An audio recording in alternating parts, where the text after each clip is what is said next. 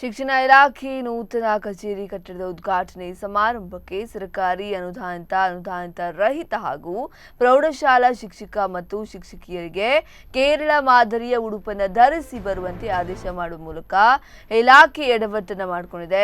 ಇದೇ ಫೆಬ್ರವರಿ 28ರಂದು ಕ್ಷೇತ್ರ ಶಿಕ್ಷಣಾಧಿಕಾರಿ ನೂತನ ಕಚೇರಿ ಉದ್ಘಾಟನಾ ಸಮಾರಂಭ ನೆರವೇರಲಿದ್ದು, ಈ ಕಾರ್ಯಕ್ರಮಕ್ಕೆ ಪ್ರಾಥಮಿಕ ಹಾಗೂ ಪ್ರೌಢ ಶಿಕ್ಷಣ ಇಲಾಖೆಯ ಸಚಿವರು ಭಾಗವಹಿಸಲಿದ್ದಾರೆ.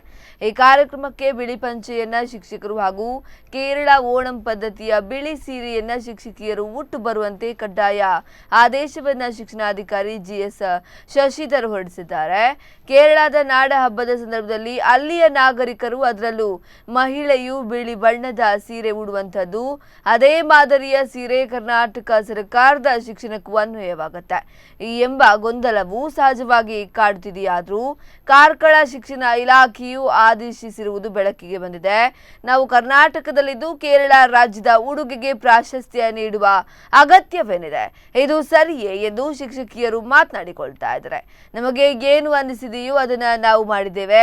ಮಾಧ್ಯಮದವರು ಕರೆ ಮಾಡಿದಾಗ ನಿಮ್ಮಷ್ಟಕ್ಕೆ ಏನು ಬೇಕೋ ಅದು ಮಾಡಿ ಎಂದು ಶಶಿಧರ್ ಜಿಎಸ್ ಕ್ಷೇತ್ರ ಶಿಕ್ಷಣಾಧಿಕಾರಿ ಬೇಜವಾಬ್ದಾರಿಯಾದಂತಹ ಹೇಳಿಕೆಯನ್ನು ಕೂಡ ನೀಡಿದ್ದಾರೆ.